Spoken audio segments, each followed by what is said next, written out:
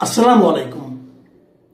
প্রিয় দর্শক, ত্রয়োদশ জাতীয় সংসদের প্রথম অধিবেশন আজকে হল এবং সেই অধিবেশন কিন্তু বেশ ঘটনাবহুল ছিল। নানা ধরনের ঘটনা ঘটেছে একদম প্রথম দিনে, যেগুলো নিয়ে আলোচনা করা যায়। আমি নিজে এই অধিবেশনে একজন অতিথি হিসেবে দেখতে গিয়েছিলাম। আমাকে আমন্ত্রণ জানানো হয়েছিল, কাজে আমি গিয়েছিলাম এবং ওখানে একটা নির্দিষ্ট আসনে আমাকে বসতে দেওয়া হয়েছে আমাদেরকে, বা যা নাকি এরকম আমন্ত্রিত অতিথি ছিলেন তারা বসেছেন। এবং খুবই দুর্ভাগ্যের বিষয় হলো, আমি মনে হলো পরে না গেলেই বোধহয় ভালো হতো। এই কারণেই বলছি যে আমি যদি না যেতাম তাহলে আমি টেলিভিশনে পুরো অনুষ্ঠানটা, সবার বক্তব্যগুলো ঠিকঠাক মতো দেখতে পেতাম। আর ওখানে যাওয়ার কারণে আমি ঠিকঠাক মতো দেখতে পেয়েছি, কিন্তু ওনাদের আলোচনা ভালোভাবে শুনতে পাইনি। মধ্যে কথা হলো, পুরো সংসদ ভবনে এত প্রস্তুতির পর একটা সংসদের অধিবেশন, প্রথম অধিবেশন শুরু হয়েছে। সেই অধিবেশনটা ছিল আগোছালো অধিবেশন আমার কাছে মনে হয়েছে। সাউন্ড সিস্টেম এত খারাপ হতে পারে এটা আমার চিন্তাতেও ছিল না। আমি যেখানে বসেছিলাম সেখানে ওই কক্ষে যারা ছিলেন, ওই গ্যালারিতে, ওই জায়গাটাতে যারা ছিলেন, ওর নাম ছিল বকুল, ওই গ্যালারির নাম। ওখানে যারা ছিলেন, আমি প্রথম ভেবেছিলাম কি বোধহয় আমি শুনতে পাইনি, অন্যরা বোধহয় শুনতে পাচ্ছে। দুইজনকে জিজ্ঞাসা করলাম, তারা কেউ বলতে পারছে, শব্দ শোনা যাচ্ছে কিন্তু কিছু বোঝা যাচ্ছে না কি বলছে। তো এবং আমি অধিবেশন চলাকালেও দেখলাম অনেক সংসদ সদস্যরাও নিজেদের আপনার যে হেডফোন আছে এটা তুলে তুলে বলছেন যে ওনারা কিছু শুনতে পাচ্ছেন না। এক পর্যায়ে দেখলাম যে দ্রুত বিরতিতে চলে গেলেন এই সাউন্ড সিস্টেম ঠিক করার কারণে। তো এত বড় অনুষ্ঠান, সংসদ ভবনে যারা নাকি এই সাউন্ড সিস্টেমের দায়িত্বে আছেন, তারা আসলে কাজের লোকটা বলে মনে হয় আমার কাছে। খুবই আড়াআড়ি লোকের হাতে দায়িত্ব দেওয়া হয়েছে বলে আমার ধারণা। কারা দায়িত্ব দিয়েছেন, কারা দায়িত্ব পেয়েছেন, এগুলো মনে হয় একটু খতিয়ে দেখা উচিত। কারণ প্রথম অধিবেশনটা যদি এত ত্রুটিপূর্ণ হয় সেটা খুব ভালো দেখায় না। আগোছালো বললাম কেন? সংসদ যখন শুরু হয়, নতুন যখন একটা সংসদ শুরু হয়, প্রথাটা হচ্ছে যে বিগত সংসদে, এর আগে যে সংসদ ছিল সেই সংসদে যিনি স্পিকার থাকেন তার সভাপতিত্বেই অধিবেশনটা শুরু হয় এবং তারপর ওনার সভাপতিত্বে স্পিকার এবং ডেপুটি স্পিকার নির্বাচিত হয় এবং তারপর ডেপুটি স্পিকার এবং স্পিকার নির্বাচিত হওয়ার পর ওনারা রাষ্ট্রপতির কাছে শপথ নেওয়ার পর ওনারা দায়িত্ব নেন, আগের স্পিকার চলে যান, এটাই নিয়ম। কিন্তু এবার তা করা হয়নি, স্পিকার অথবা ডেপুটি স্পিকারকে দিয়ে সংসদ শুরু করা হয়নি। অথচ বাংলাদেশে স্পিকার কোথায় এটা কেউ জানে না। কেন জানে না? কেউ খোঁজ করেছে? তাকে কি আমন্ত্রণ জানানো হয়েছিল? কেউ বলতে পারবে না। এবং ডেপুটি স্পিকার তো ছিল, উনি হয়তো জেলে ছিলেন, কিন্তু ওনার বিরুদ্ধে উনি কনভিক্টেডও না। তাহলে ওনাদের কাউকে দিয়ে অনুষ্ঠানটা শুরু করলে ভালো হতো, কিন্তু সেটা তারা এই সংসদ করেনি। কেন করেনি আমি বলতে পারবো না, এটা আমি মনে করি চোখে লেগেছে। সমস্যা যেটা হয়েছে এরপরে যে জিনিসটা হয়েছে, একটা জিনিস এটা বলা উচিত। রাষ্ট্রপতির ভাষণের সময় কিন্তু একটা খুবই ঝামেলাপূর্ণ ঘটনা ঘটেছে, এটাও একটু বলে নিই। রাষ্ট্রপতির নিয়ম হলো, রাষ্ট্রপতি একবার সবার শেষে রাষ্ট্রপতি এই সংসদে ভাষণ দেন। এটা নিয়ম, এটা একদম সাংবিধানিক নিয়ম। এটা সংবিধানের মধ্যে লেখা আছে, রাষ্ট্রপতি ভাষণ দিবেন। নতুন সংসদের প্রথম অধিবেশনে উনি ভাষণ দিবেন এবং প্রতি বছর যখন অধিবেশন শুরু হবে, প্রথম অধিবেশনে রাষ্ট্রপতি একটা ভাষণ দেবেন। এবং এই ভাষণ নিয়ে নানা বিতর্ক হয়েছে। বিতর্কে কি ধরনের? যে এই ভাষণে উনি বিগত আওয়ামী লীগ সরকারের কিছু সমালোচনা করেছেন। এই জন্য দেখলাম যে আওয়ামী লীগ সরকারের যারা সমর্থক অথবা যারা আওয়ামী লীগের সমর্থক, তারা দেখলাম সামাজিক মাধ্যমে রাষ্ট্রপতি গাদ্দার টাদ্দার অনেক কিছু বলছে। কিন্তু ওনাদের এই জিনিসটা বোঝা দরকার যে রাষ্ট্রপতি যে ভাষণটা সংসদে দেন, এটা কখনোই রাষ্ট্রপতি নিজে লেখেন না। এই ভাষণটা টোটালি লিখে দেওয়া হলো গভর্নমেন্ট, সরকারের লিখে দেওয়া ভাষণটা রাষ্ট্রপতি কেবল ব্যক্তি হিসেবে পড়ে শোনান, আর কিছুই না। এখানে ওনার কিছুই করেন, উনি একটা শব্দ এখান থেকে চেঞ্জ করতে পারবেন না। কাজেই ওখানে যা যা লেখা হয়েছিল উনি কেবল ছিলেন পাঠক মাত্র। এই জিনিসটা মাথায় রাখা উচিত আমি মনে করি। এটা ওনার মনের কথা না মুখের কথা, আপনার সেটা নিয়ে বিতর্ক করতে পারেন, কোনো সমস্যা নাই। কিন্তু বিষয়টা মাথায় রাখবেন যে এই ভাষণটা সরকারের লিখে দেওয়া, উনি ছিলেন পাঠক মাত্র। এই ধরনের ঘটনা আগেও ঘটেছে, কিন্তু যতবার সরকার পরিবর্তন হয়েছে ততবারই কিন্তু আগের স্পিকার মাধ্যমে শুরু হয়েছে, আর রাষ্ট্রপতি তখন যে রাষ্ট্রপতি থাকতেন উনি যদি আগের গভর্নমেন্টের রাষ্ট্রপতি হয়ে থাকেন, আগের গভর্নমেন্টের আমলে নিয়োগপ্রাপ্ত হয়ে থাকেন, উনি কিন্তু পরের গভর্নমেন্টের লিখে দেওয়ার ভাষণটাই পড়েছেন। কাজে এটাকে সেভাবে নেওয়াটাই ভালো। কিন্তু এটা বড় কথা না, বড় কথা হলো যখন রাষ্ট্রপতি ভাষণ দিতে উঠলেন, ভাষণ দিতে ওঠার আগেই রাষ্ট্রপতি ঢোকার সঙ্গে সঙ্গে বিরোধী দলের সদস্য, বিশেষ করে জামায়াতের এবং এনসিপির যারা নাকি মেম্বার ছিলেন, তারা হইচই শুরু করেন। তারা আগে থেকে ঘর থেকে নিয়ে আসা প্লেকার্ড দেখান ওখানে, এবং সেই প্লেকার্ডে নানা ধরনের জুলাই নিয়ে, গাদ্দারি, অমুক তমুক এরকম নানা রকম স্লোগান ছিল, এবং ওনারা স্লোগান দিতে শুরু করেন। একদম পুরো আমার কাছে মনে হচ্ছিল যেন একটা মানে পল্টনের মাঠের মতো অবস্থা, শাহবাগের যে মাঠের যে দৃশ্য, সেটা আমরা ওখানে তার মানে একটা প্রতিফলন দেখতে পেলাম।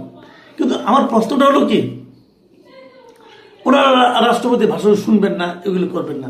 পরে এটা নিয়ে তারা এতটা ব্যস্ত ছিলেন যে রাষ্ট্রপতি যখন ভাষণের আগে যখন নাকি জাতীয় সঙ্গীত বাজানো হয়, আমি যা বিশ্বের সঙ্গে লক্ষ্য করলাম যে জামাতের লোকরা কিন্তু প্রথম দিকে বেশ মানে প্রায় 1 মিনিটের মতো প্রায় হবে ওনারা বসেই ছিলেন। মানে জাতীয় সঙ্গীত হলে সবাই দাঁড়িয়ে গেছে, কিন্তু ওনাদের সামনে সরকারি দলের যারা ছিলেন তারা দাঁড়িয়ে আছেন, দর্শক গ্যালারিতে যারা ছিলেন তারাও দাঁড়িয়ে আছেন, কিন্তু ওনারা বসে বসে স্লোগান দিচ্ছেন। এক পর্যায়ে বিষয়টা খেয়াল করেছেন হাসনাত আব্দুল্লাহ, উনি তখন সবাইকে দেখলাম হাত তুলে বলেন যে আপনারা দাঁড়ান, এবং তারা দাঁড়ালেন।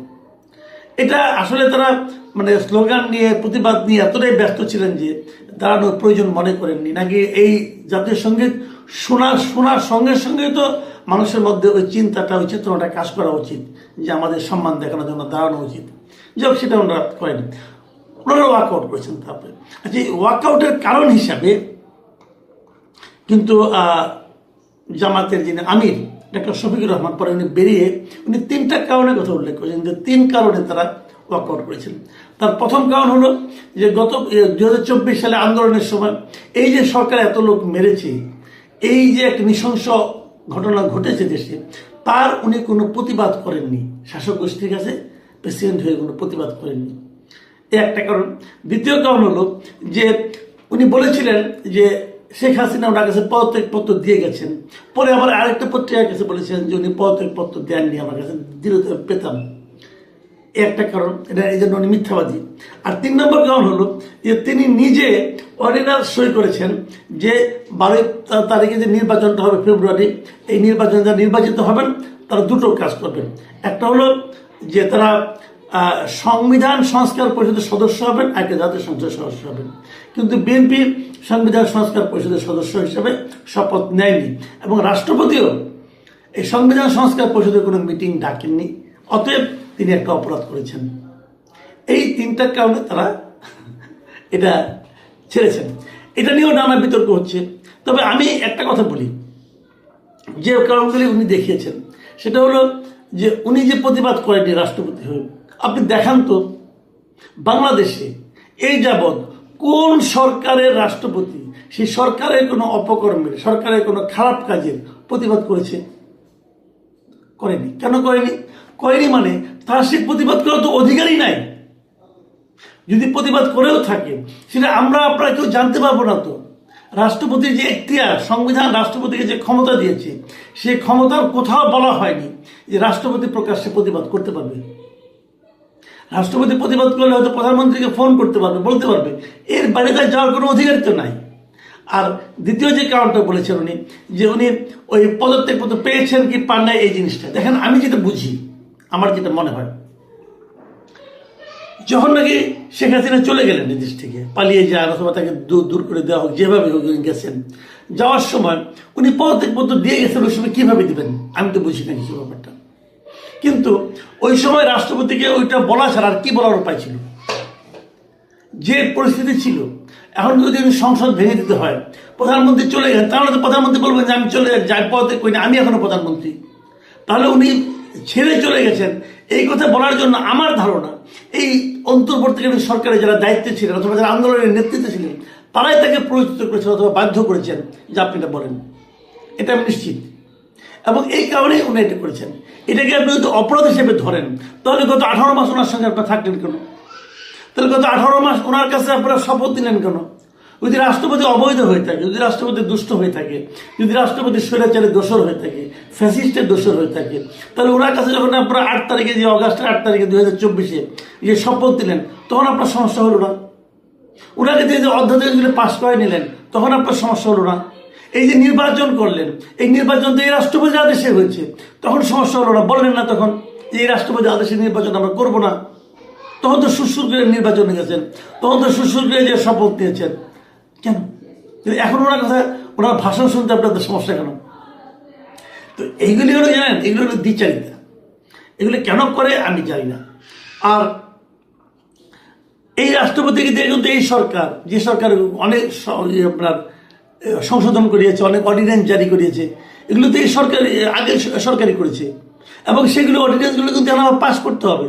দেখবেন এই পাস করার সময় কিন্তু আবার এই বিরোধী দল কিন্তু খুব সমর্থন করবে, হ্যাঁ এটা পাস করানো দরকার। তো এইভাবে এটা হয় না। আমি যে আলোচনাটা শেষ করব, সে আলোচনা হলো শোক প্রস্তাব। অনেকগুলি শোক প্রস্তাব এসেছে, এটা হয়, এটাকে রীতি। যখন নাকি সংসদ শুরু হয়, তখন আপনার ওই এর মাঝে আগের এই সময়গুলোতে যারা যারা মারা গেছেন, বিভিন্ন জন বিশিষ্ট ব্যক্তি দেশে অথবা বিদেশে, তাদের ব্যাপারে একটা শোক প্রস্তাব নিতে হয়। এটা একটা রীতি বাংলাদেশের, এটা সব দেশে আছে, সব দেশের সংসদে এটা হয়। এবং যেমন আমাদের খালেদা জিয়া মারা গেল, ওনার মৃত্যুর কারণে কিন্তু ভারতের সংসদে কিন্তু শোক প্রস্তাব নেওয়া হয়েছিল। তো এটা একটা, এই রীতিটার অনুসরণ করে শোক প্রস্তাব নেওয়া হয়েছে। অনেকের দেশে বিদেশে অনেকের নামে শোক প্রস্তাব নেওয়া হয়েছে। Very interesting. আমি কয়েকজনের নাম বলি। শোক প্রস্তাবের মধ্যে আমি দেখলাম, যেমন আমাদের বেগম খালেদা জিয়ার নাম নেওয়া হয়েছে, ভারতের সাবেক প্রধানমন্ত্রী মনমোহন সিং এর নাম নেওয়া হয়েছে, পোপ ফ্রান্সিস, অথবা ইরানের ধর্মীয় নেতা আয়াতুল্লাহ আলী খামেনি, এদের সবার, সাবেক রাষ্ট্রপতি বদরুদ্দোজা চৌধুরী, এরকম সবারই কিন্তু শোক প্রস্তাবে তাদের ব্যাপারে শোক করা নেওয়া হয়েছে প্রস্তাবে। কিন্তু ইন্টারেস্টিং হলো যে এর মধ্যে ঢুকে গেছে মতিউর রহমান নিজামী, দেলোয়ার হোসেন সাইদি, আলী হাসান মোহাম্মদ মুজাহিদ। আমি এদেরকে কিন্তু বলছি না যে কোনো সমস্যা আছে, এদের নামে নানা ধরনের কথা আছে। যেমন মতিউর রহমান নিজামী, উনি রাজাকার বাহিনীতে ছিলেন পাকিস্তান আমলে, এটা তো ছিল, উনি হয়তো আমাদের দেশের স্বাধীনতার পক্ষে কাজ করেননি, এই বিষয়গুলো কিন্তু আছে। কিন্তু ওনাদেরকে কিন্তু মৃত্যু হয়েছে এই আইসিডি ট্রাইব্যুনালে, মানে আপনার ইন্টারন্যাশনাল ক্রাইম ট্রাইব্যুনালে, এই ট্রাইব্যুনালে বিচারের মাধ্যমে ওনাদের কিন্তু মৃত্যুদণ্ড হয়েছে। তাহলে সেই বিচারের মাধ্যমে মৃত্যুদণ্ড হওয়ার ব্যক্তির ব্যাপারে যদি আপনি শোক প্রস্তাব গ্রহণ করেন, তখন কিন্তু অবধারিতভাবে একটা প্রসঙ্গ চলে আসে। সেটা হলো, এই শোক প্রস্তাব গ্রহণের মাধ্যমে আপনি বলছেন যে বিচারটা ঠিক হয়নি। যদি বিচারটা ঠিক না হয়ে থাকে, তাহলে ওই বিচারটা যারা করেছেন তাদের তো বিচার করা উচিত। সেই কাজটা আপনারা শুরু করতেছেন না কেন? এবং যদি সেই বিচারকে বিচার আপনারা করতে চান, তাহলে কিন্তু আগামীতে কোনো বিচারকে আর বিচার করতে চাইবে না, বলবে আজকে বিচার করবো, ক্ষমতা চেঞ্জ হবে।